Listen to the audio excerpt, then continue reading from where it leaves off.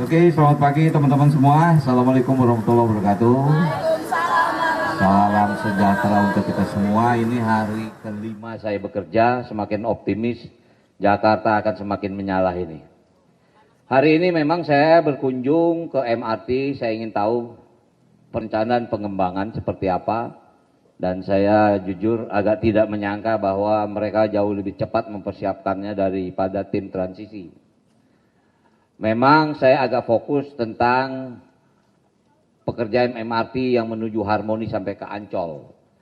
Di situ ada beberapa, dalam arti kata bukan kendala besar, tapi misalnya masalah lahan, itu juga menjadi kendala. Tapi insya Allah akan bisa kita selesaikan.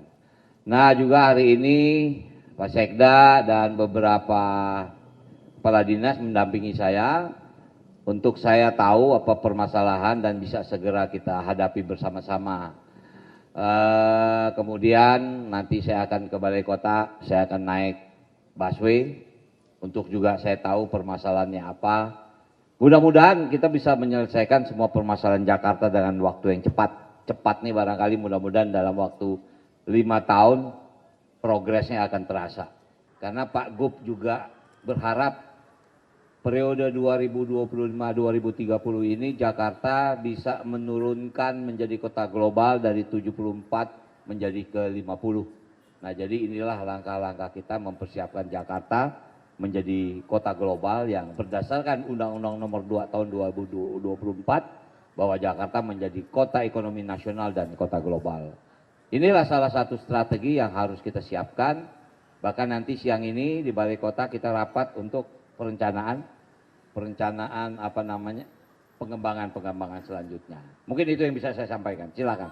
Ya. Lia dari Radio Sonora tadi sepanjang perjalanan dari Lebak Bulus ke sini mungkin ada catatan khususnya baik itu dari sisi transportasi maupun mungkin pendukungnya seperti UMKM dan lain-lain seperti apa Pak Wagub?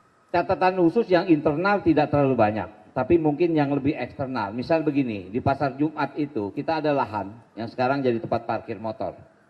Itu masih agak sembraut, karena apa? Masih tanah.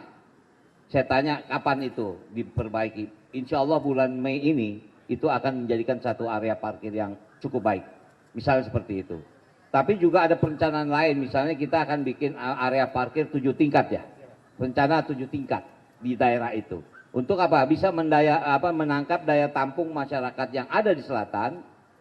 Mudah-mudahan saudara kita yang di Tangsel dari Tangerang masuk Jakarta nggak perlu pakai kendaraan pribadi, cukup parkir di sana dia bisa naik MRT sampai kemana dia mau. Misal itu. Kalau yang outside-nya nggak terlalu. Tadi saya sengaja lihat ke Blok M, saya jujur kaget. Saya tahu tadi Blok M itu maaf bukan berarti kata dia sempat drop. Blok M itu kan drop karena ekonomi kan. Tapi sekarang dengan ada MRT bisa connect ke mall, sekarang meningkat lagi. Blok M Plaza ya, saya mendapat informasi bahkan kenaikannya sampai 4%, 4 kali lipat kenaikan pengunjungnya. Itu kan mengindikasikan bahwa MRT yang disebut TOD itu sangat bermanfaat buat Jakarta. Misal seperti itu. Kalau yang dalam-dalam, tadi saya sudah bicara juga sama Pak Dirut. Tadi ada yang bilang, Pak kadang-kadang tapnya suka ngadat gitu kan. Nah saya bilang tolong itu diperbaiki. Kemudian juga ada beberapa lift yang memang kita siapkan untuk saudara-saudara kita yang disabilitas. Mereka sangat perlu, tolong itu menjadi prioritas. Jadi yang kalau internalnya saya sudah tidak terlalu khawatir karena mereka punya master plan yang jauh lebih baik gitu loh. Itu mungkin. Ya. Ya. Ya.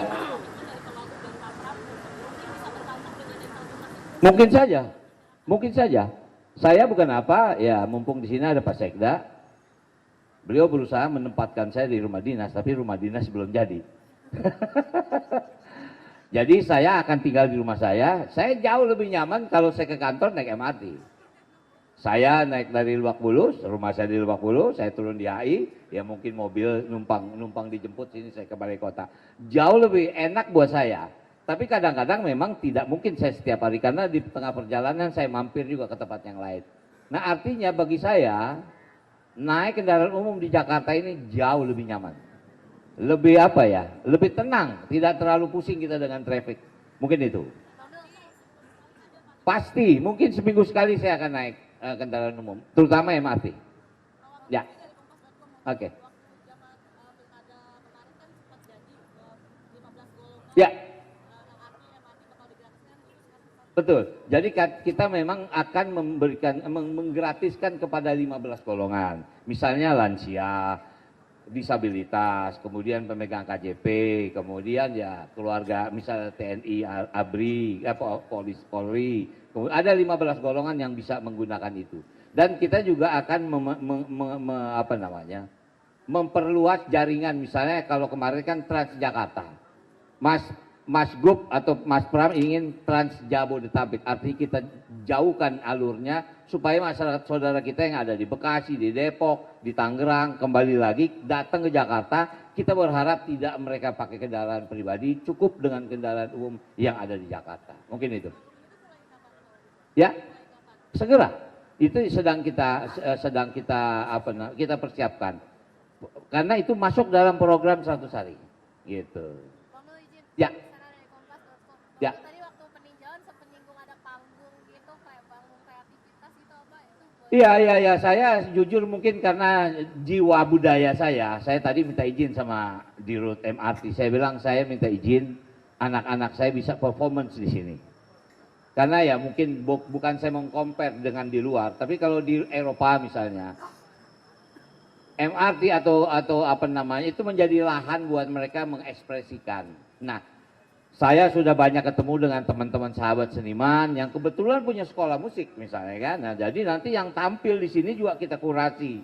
Mereka harus tampil bagus, main juga bagus, sehingga buat mereka yang pertama tempat berlatih. Karena anak-anak kita ini mereka sekolah tapi dia memerlukan tempat berlatih. Nah, saya lihat ini cukup efektif. Untungnya tadi Direktur MRT mengizinkan. Bahkan sudah ada program itu ya. Rabu Jumat. Nah, mudah-mudahan Rabu Jumat kita lihat sore. Kita lihat. Itu di halte tertentu aja atau Semua stasiun yang memungkinkan ya, yang memungkinkan gitu. Oke? Ya.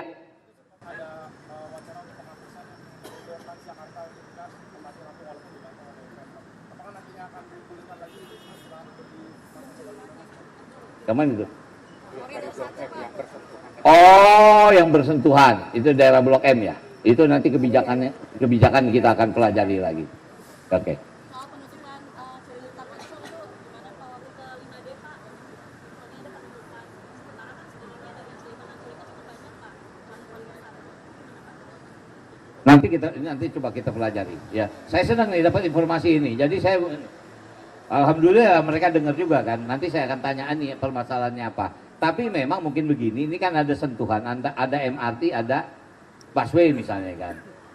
Kita kalkulasi coba mana yang lebih ini. Tentu kalau masyarakat mau dalam arti kata tentu yang murah kan. Nah ini kita compare. Kalau kita tutup ini kira-kira masyarakat ini akan pindah nggak ke sini. Kalau memang tidak terjadi mitigasi, kita akan teruskan. Artinya kepentingan masyarakat jauh lebih kita utamakan. Ya. Pasti armada bertambah. Dan rute baru juga pasti. Logikanya gitu. Bayangin, kalau sekarang mungkin kalau kita terminal paling jauh di sini masuk mana?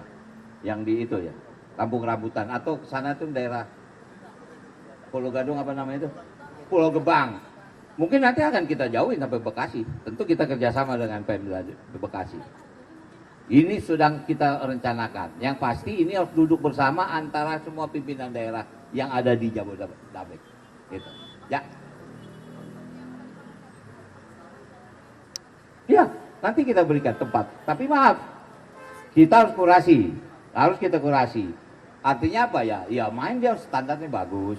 Bukan kan kita juga mau nyaman kan.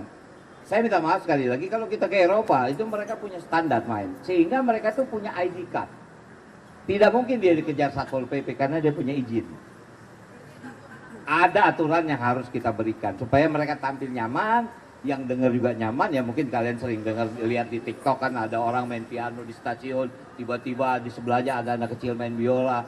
Tampilannya luar biasa, semua orang yang itu yang saya mau bikin Jakarta seperti itu. Oke, terima kasih ya teman-teman.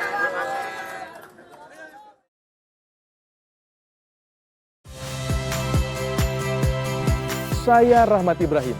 saksikan program-program Kompas TV melalui siaran digital, pay TV, dan media streaming lainnya. Kompas TV, independen, terpercaya.